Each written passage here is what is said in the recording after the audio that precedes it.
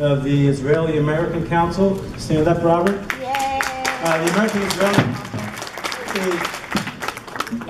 is a group of Israelis who've moved to America. They've been organized all around the country, and they're a game changer in pro-Israel activity across the country, especially in Boston. Just wait till you see what they're going to do. That's wonderful. I wanted to say another word about Bev. Bev Copeland has worked 24/7 for days and days and days. She did the program, she did the security, she did the food, she did the unbelievable. Thank you, Bev. Yay! One more thing, Margot Einstein.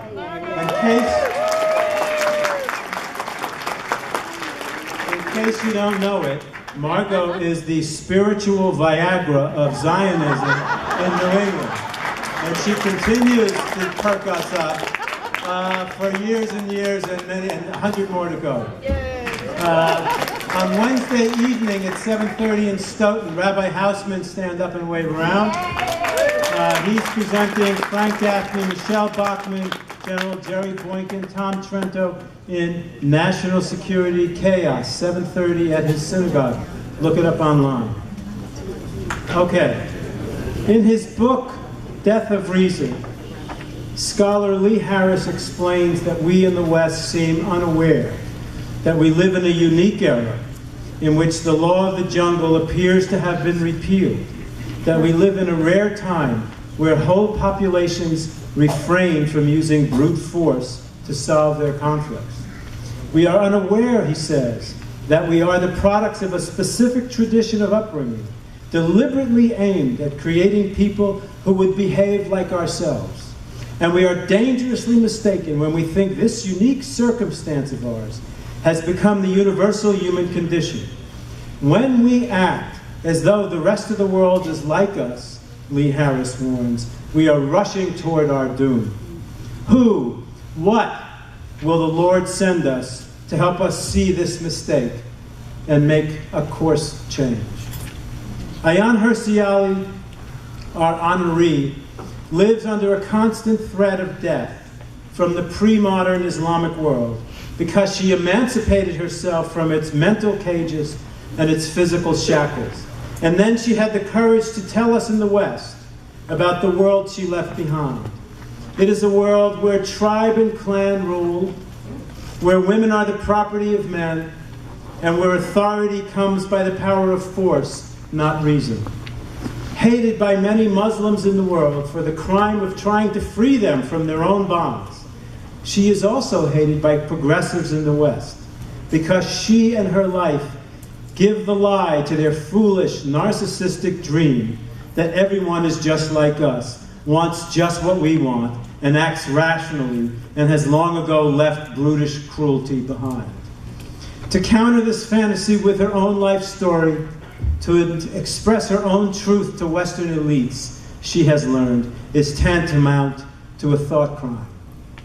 Ayaan grew up in Somalia and Kenya and Saudi Arabia in the Muslim world, and she may be the world's best witness to the law of kill or be killed, you're with us or against us, reason be damned, that the ways of pre-modern tribes and clans lives on in many parts of the world, and this tribal reality is not easily changed by Western reason.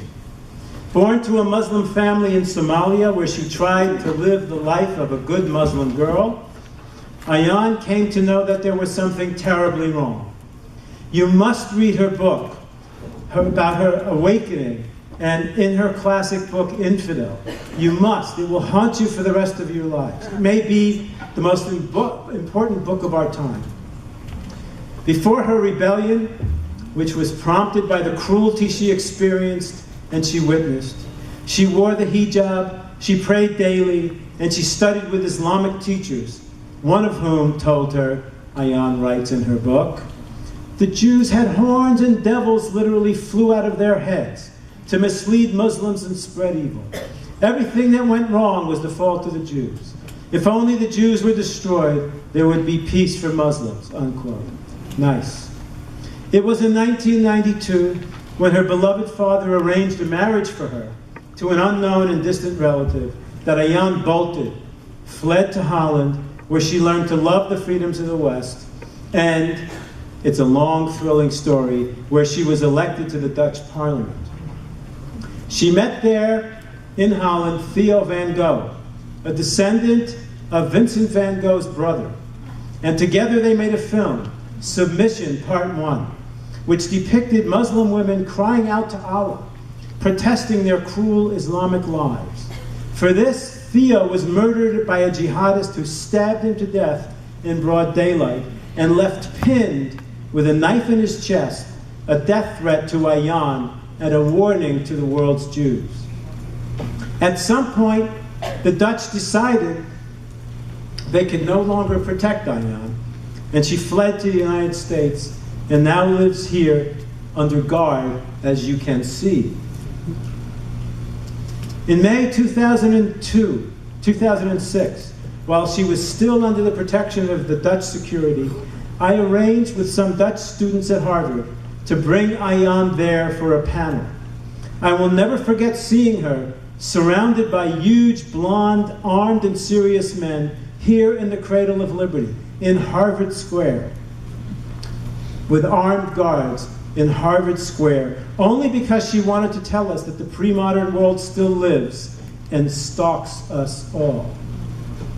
Ayaan's life and her message exposes the savage pre-moderns, yes, but also the modern fools who run our institutions. As we know, 2 years ago, Ayaan was disinvited to Brandeis University, where she was to receive an honorary degree because she would upset both the Muslim organizations and the progressive professors. This disinvitation was a leftist progressive version of the Islamic fatwa. Well, there were no knives and there were no guns. Maybe we could call it a skinny lie. In honoring Ayaan and dishonoring Ayaan, Brandeis, whose motto is, quote, truth even unto its innermost parts, has soiled itself forever. Right. Ayaan is a self-made intellectual and has written several books. Literary critic and journalist Christopher Hitchens regarded her as, quote, the most important public intellectual probably ever to come out of Africa. In 2011, she married Scottish intellectual Neil Ferguson, and they have a young son. They live in a secure, undisclosed location. Ayaan Hirsi is a woman who risks her life daily so that we can see what is in front of us and so that we can be moved to act. Ladies and gentlemen, please let Ayaan know of your sentiments as we ask her to come forward and accept the Christians and Jews United in Israel 11th annual Ayaan.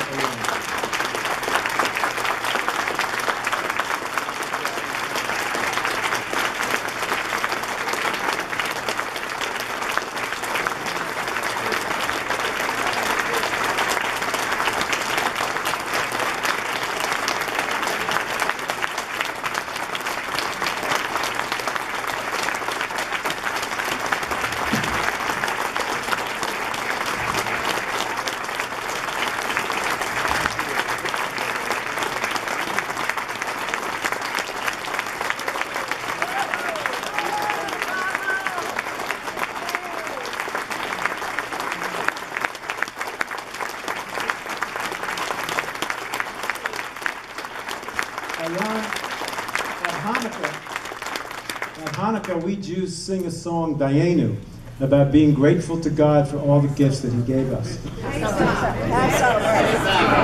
At Passover. Passover. I'm allowed to say, okay. Dayenu means it would have been enough. It would have been enough, oh Lord, had you just taken out of slavery. Enough if you had provided us with food in the desert. Enough if you gave us the Torah. If God only had given us one of these gifts, it would have been enough. Today we give you the Genesis Award as a token of our gratefulness, and we say, Dayenu. It would have been enough, Ayaan, had you only emancipated yourself from the mental cage. It would have been enough if you only fled to Holland to tell the world about the world you came from. It would have been enough if you made Submission Part 1 to teach Muslim women how to protest. Ayaan, it would have been enough had you stopped when they threatened your life. But you did not stop. And here before us, we have the true heroine of the Muslim world, and the hopeful savior of the West. Please accept this gift.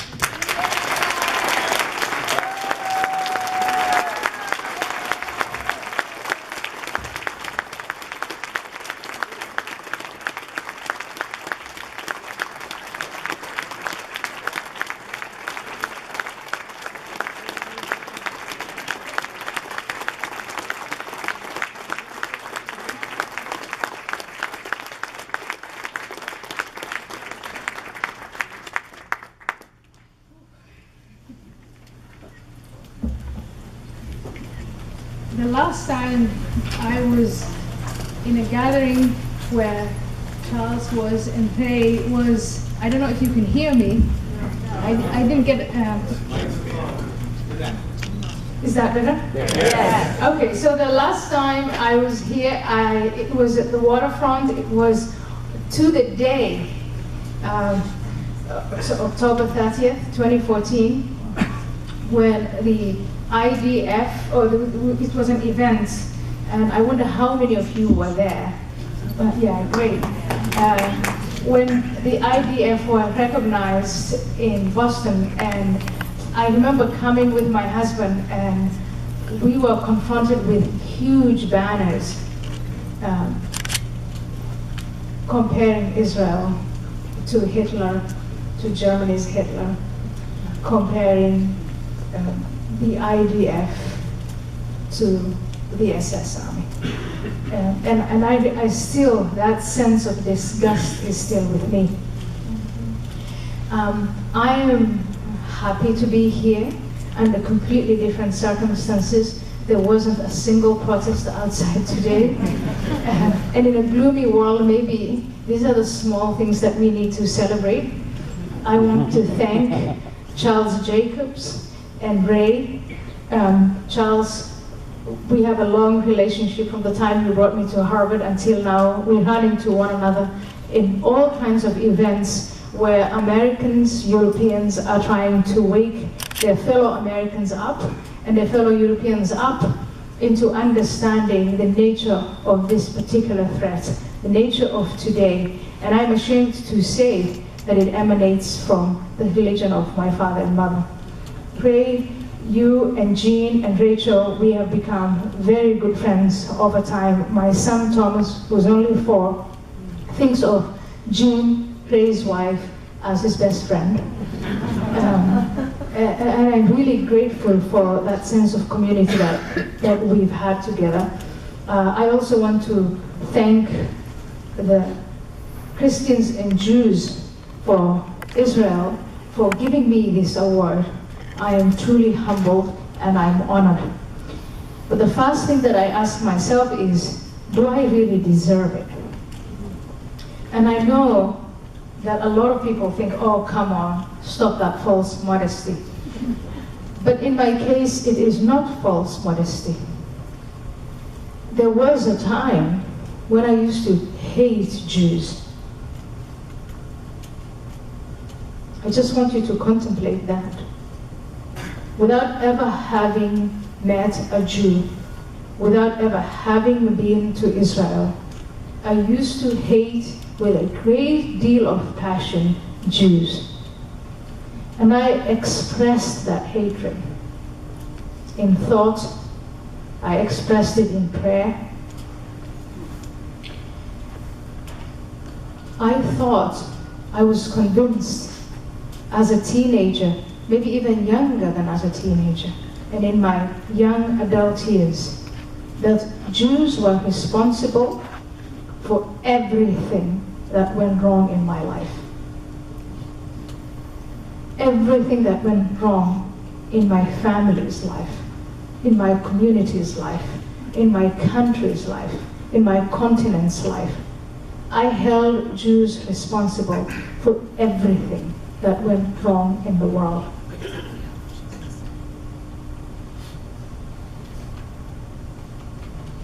If I failed an exam, there was a Jewish hand in it. When we had no water, no electricity, it was up to some Jewish plot. The news, growing up in Somalia, and Saudi Arabia and Ethiopia and Kenya, the news is full of bad stuff. Nations that fail, people that get killed, all kinds of conflict, human conflict. I held Jews responsible for that. And very intimately, I prayed that Jews be destroyed before they destroy us.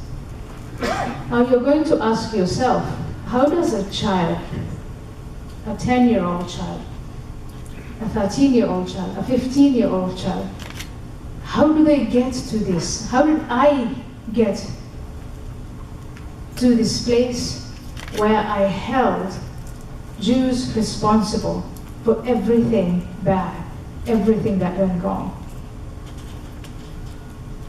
I don't want to say that Jews were human, because in that young mind, in that teenage mind of mine, in that young adult mind of mine, Jews were thoroughly dehumanized.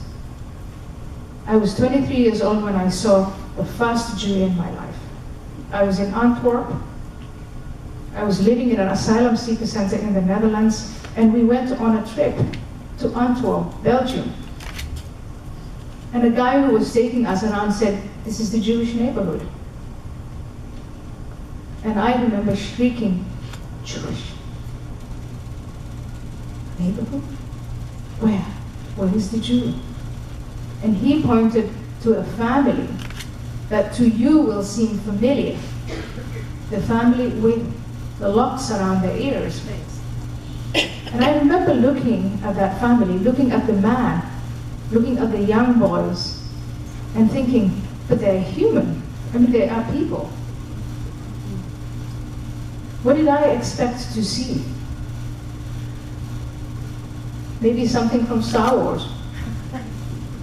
Monsters, serpents, vermin, like rats and cockroaches. That's what I expected to see. And when I reflect on that, and when I see the anti-Semitism we see today, because it continues, that anti-Semitism, maybe now not under the banner of some European radical group, but under the banner of the religion of my father and my mother.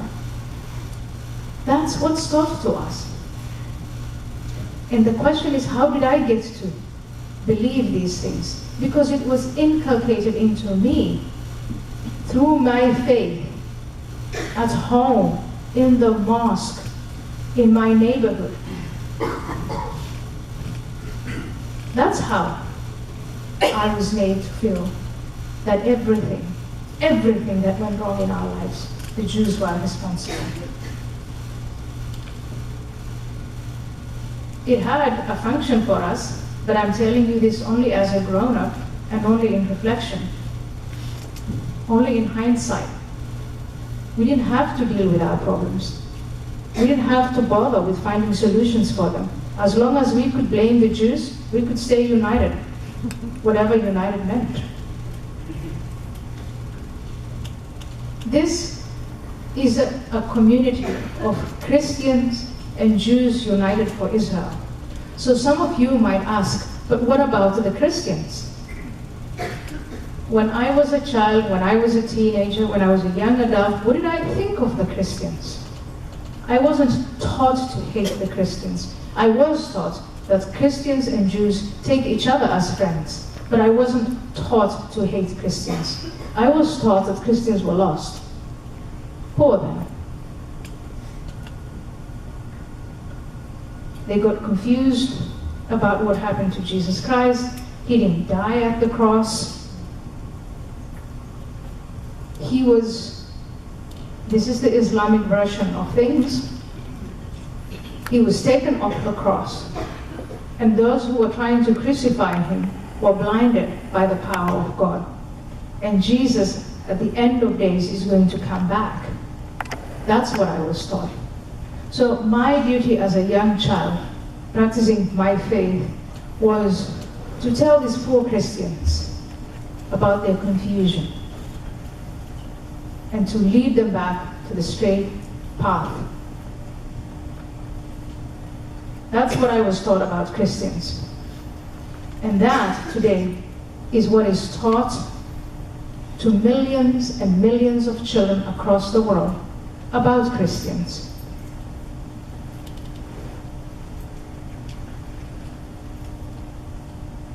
In the period that I was growing up, I remember annoying my classmates and telling them to convert to Islam, even though they were not only Christian, but also very passionate about their Christianity. Things have gotten worse. I'm talking about the 1980s and the 1990s.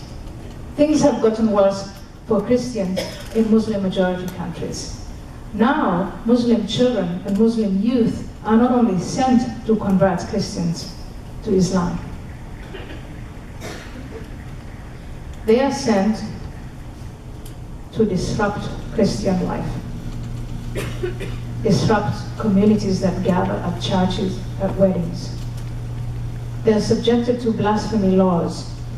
I don't know if you've ever heard of this, but in many countries, and I think Pakistan is the most prominent because it's the most headline-grabbing country at the moment, they have blasphemy laws that if you reject Islam in this country, then you're blaspheming. So how can you be a Christian community or a Jewish community or even a Muslim minority community if the law books dictate that practicing your own faith is blasphemy? These are things that we don't talk about in the United States of America, and even less in Europe. On my way here today, I was asked by Rin, can you please tell us what it is that you admire about Israel? I used to hate Jews. I used to hate the state of Israel even more, but I have evolved. I'm different now, and I've come to love Israel. And most of my friends, my best friends, are Jewish. What is it that I love about Israel? There's so much. It's a successful nation state. It is a success. It's the only democracy in the Middle East. Its people are entrepreneurial. There's so much to love about it. But I want to share 3 things with you that I think are so important that we can and do need to learn from Israel. First of all, what appeals to me the most in my evolved self is that Israel and the leaders of Israel chose life over death. The second point is that those same leaders chose liberty over authoritarianism. Mm-hmm. And the third point is that they chose a healthy attitude to nationalism and a healthy attitude to the place of faith in that nation state. These 3 factors are key in the world that we live in. I stand before you now having said no to hate, no to victimhood. I don't want to blame Jews for what goes wrong in my personal life, in my family, in my community, in my country.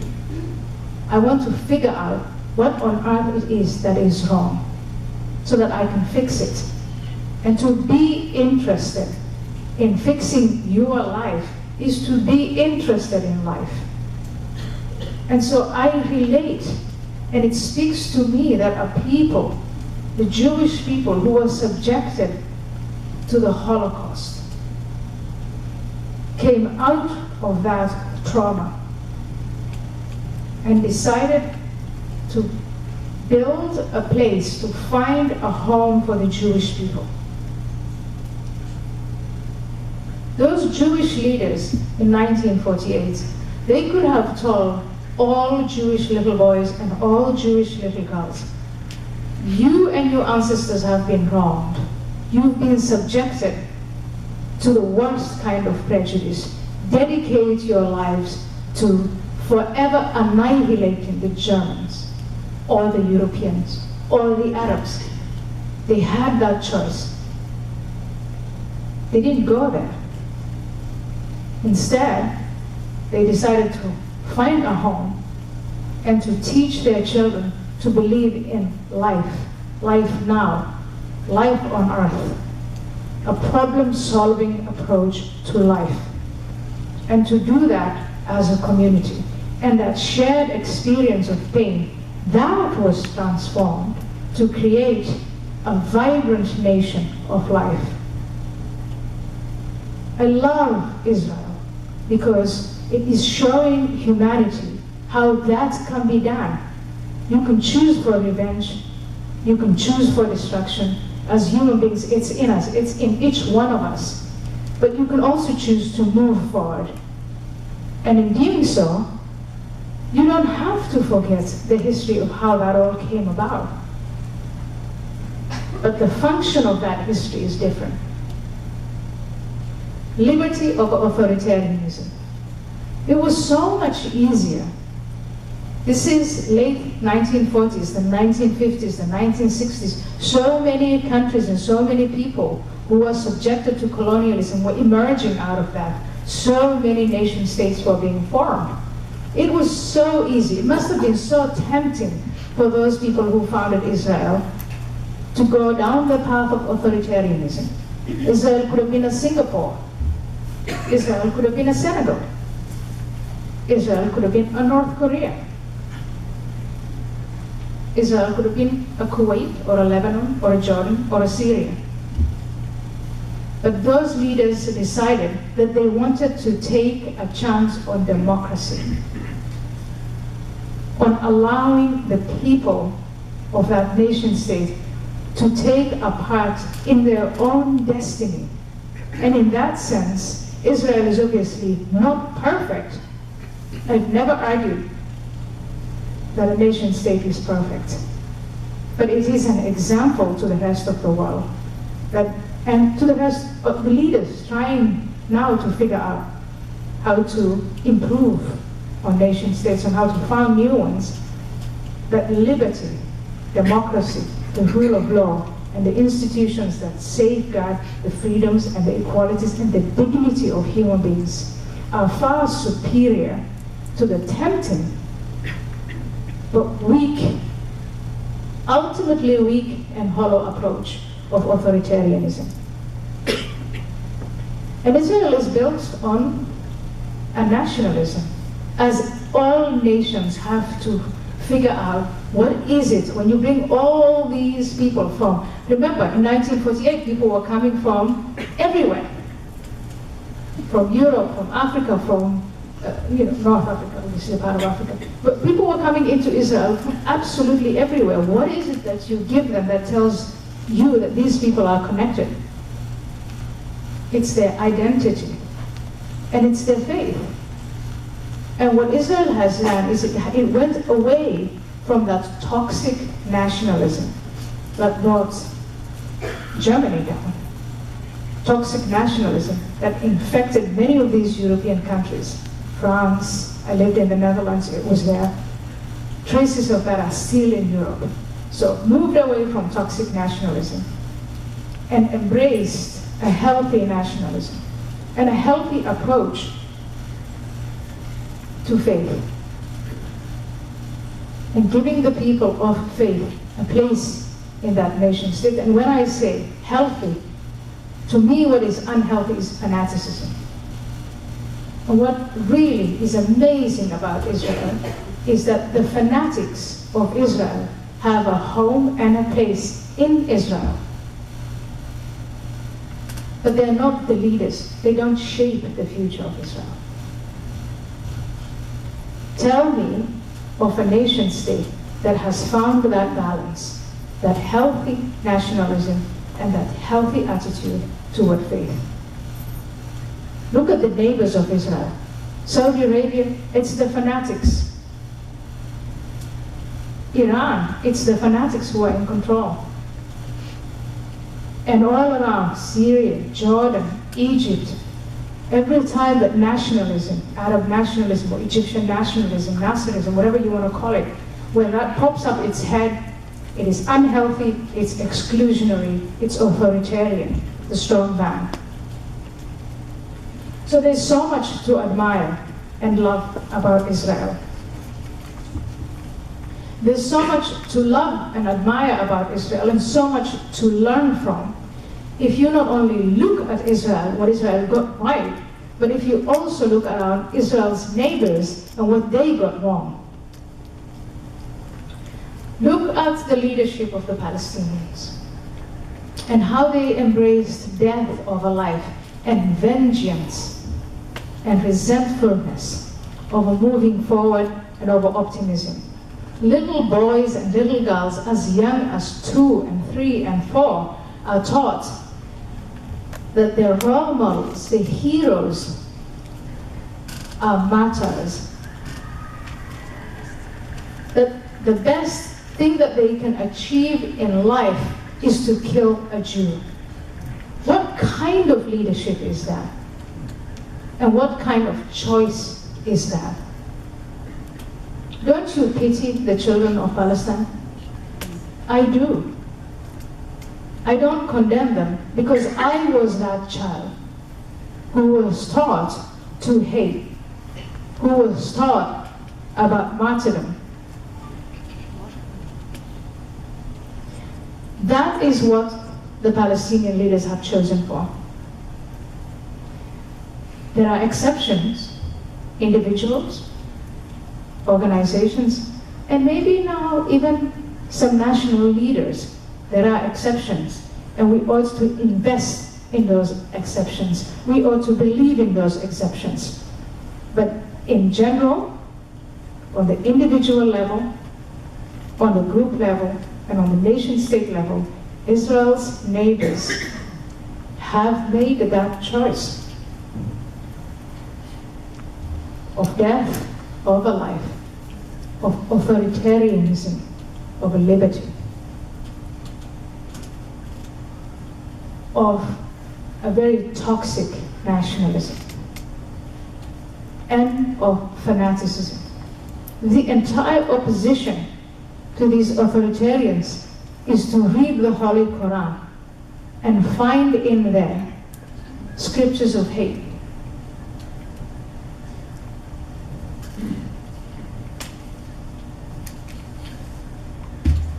I'm asked all the time, what is it that we can learn from Israel? And I point to the 3 key aspects that I gave you. Why is a healthy nationalism a lesson? Look at Europe. I served in the Dutch Parliament.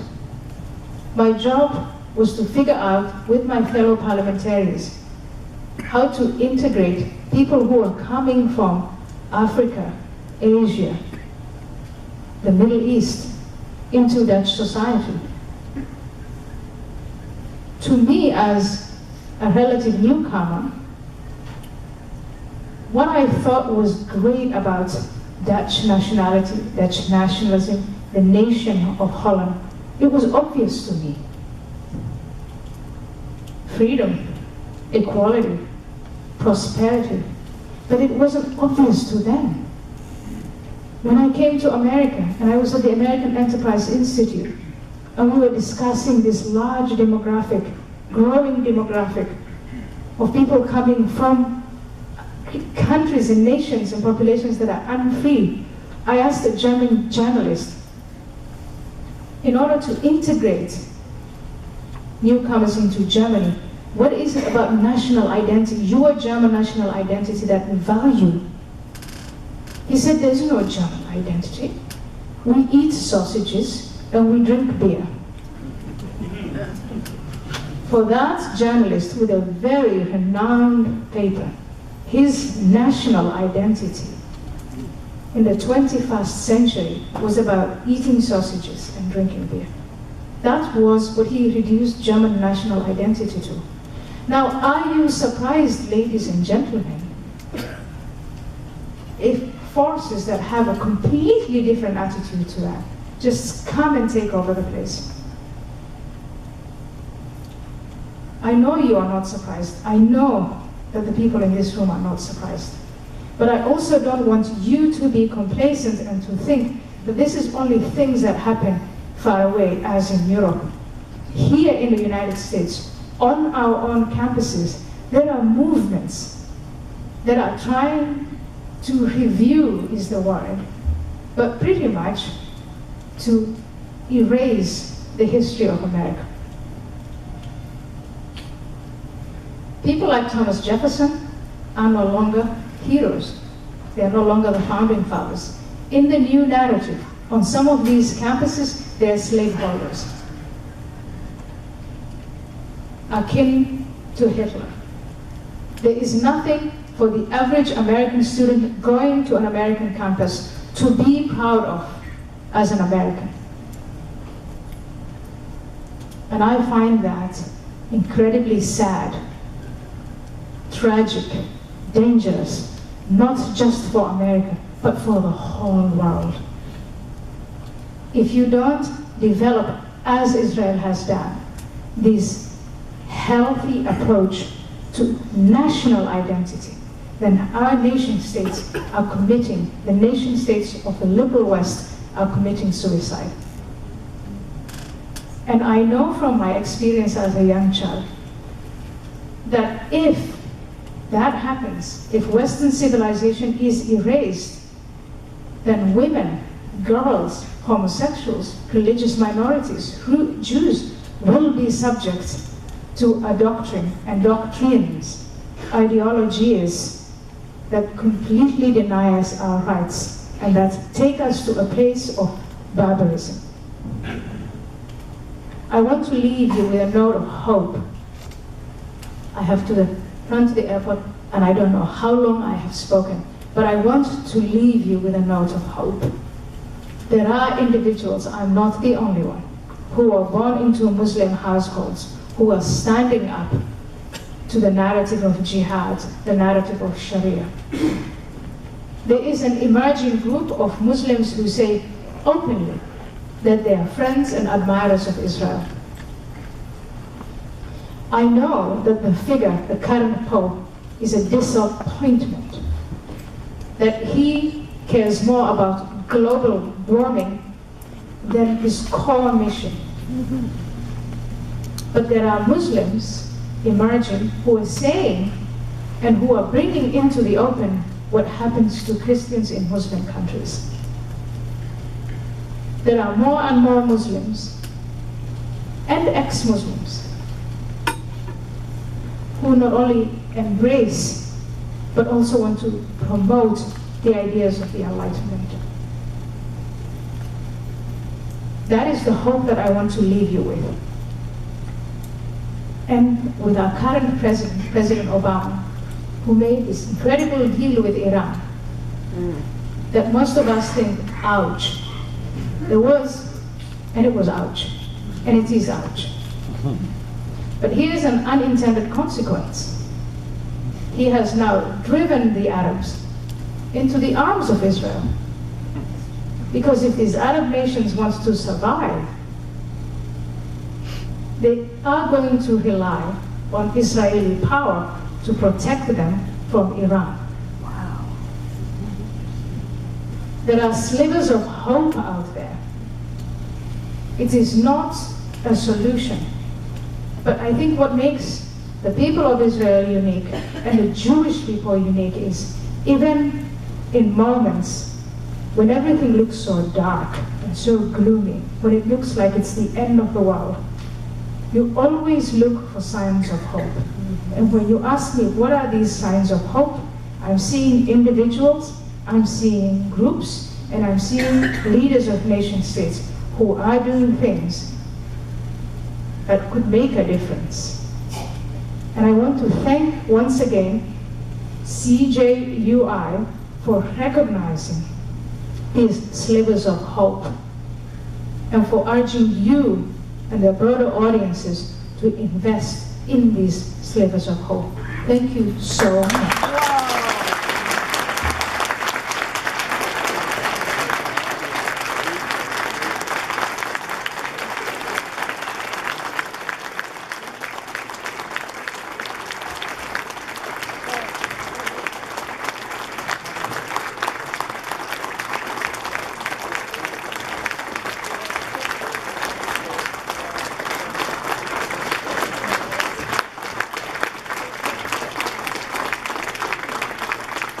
Ayaan has agreed to take some questions from the audience for a few minutes, and then she would like to tell you about her current work with her own foundation. So if you want to raise your hand, Larry, you have a mic? Yeah? Yes, sir. Before we start the question, Thank you. Before we start the question, let it be a question and not a statement. We have very, very limited time, so we would like to get as many questions as possible. So let it be a question and not a statement. Thank you. Ayaan, can the Muslim faith be separated from Sharia law? Can you be a faithful Muslim without believing in Sharia law? And can the Muslim faith integrate into the United States secular law? Can the Muslim faith, can Islam be reformed? In other words, can it be changed? Yeah, and can you be a believing, practicing Muslim and at the same time ignore Sharia? I think it's the question of the day. And quite honestly, I do not think that we can edit or rewrite the Holy Quran. It's not what I'm proposing. I don't, the figure Muhammad, for as long, people say he didn't exist, maybe he did, it doesn't matter. For 1.5 billion people, 1/5 of humanity, he did exist, and he is a leading example. What we are investing in is a change of attitude towards scripture, a change of attitude toward the holy man, and a separation of religion from politics. That's what we're investing in. And if we invest in that, I'm not saying, listen, I have been very explicit in all my work about the contents of the Quran. I've been very explicit about Sharia law. I think Sharia law is the best example of how to violate human rights indefinitely. Can a Muslim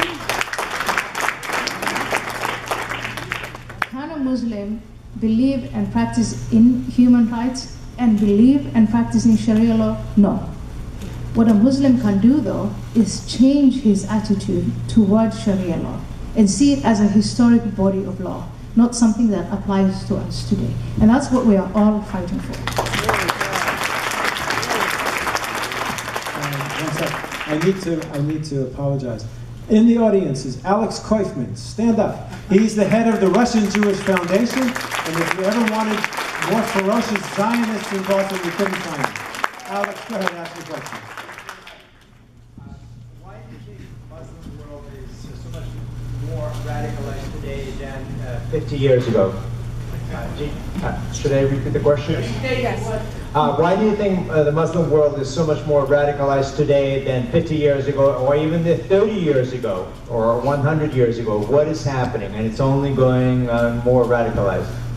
Well, there are a number of reasons, but I think the most important reason you have to look for in Saudi Arabia and in Iran and the other oil-rich countries, because these countries invested large amounts of money, national resources, national wealth, in spreading what is the worst about Islam and Islamic history, legacy, civilization, and law. And that's the short answer.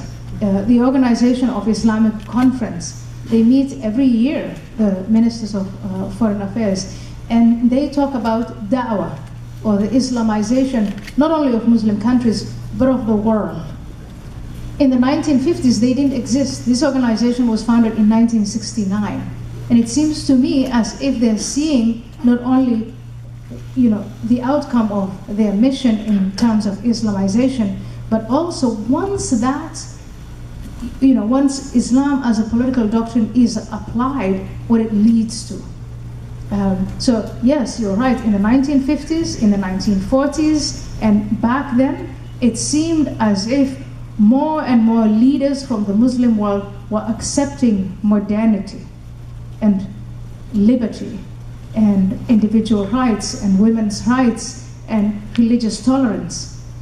But the response, the reaction to that from the clerics, with countries like Saudi Arabia getting tons of oil money, has led to a reversal in development of these countries. If you look at Mogadishu, the capital of Somalia, Kabul, capital of Afghanistan, Tehran, capital of Iran, Cairo, capital of Egypt, you look at pictures from the 1950s, you'll be stunned at how much they resemble many of the Western capitals. You look now, you see men and women separated, women veiled, and you see how backward things have gone.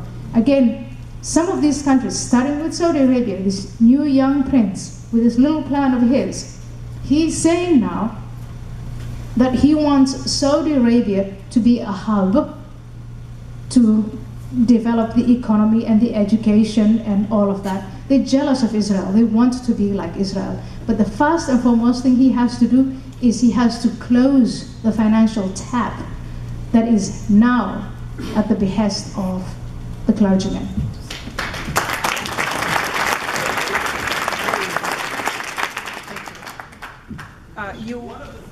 Well, one sec, I called on her, sorry. Thank you. Thank you.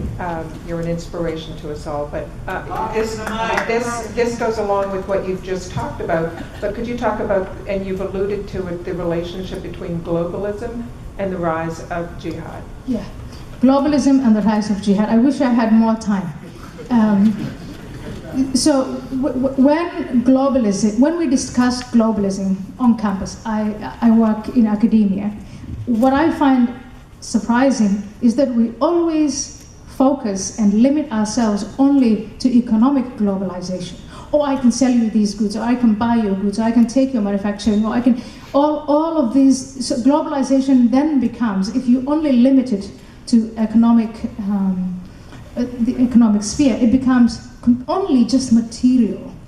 What we then overlook is that globalization, it's not only goods that cross borders. It's people, it's ideas. So if you, in 1985, the United States, women in the United States, presidential candidate Hillary Clinton was in Beijing promoting the rights of women, back then nobody thought that the idea of jihad and the idea of Sharia, the idea of commanding right and forbidding wrong, would also cross borders. And that the minute that European and Western nations started to digest this idea that because they were imperial nations, that they forever have to ask for forgiveness for what they did in the past. The minute that idea crossed borders, what we are seeing now is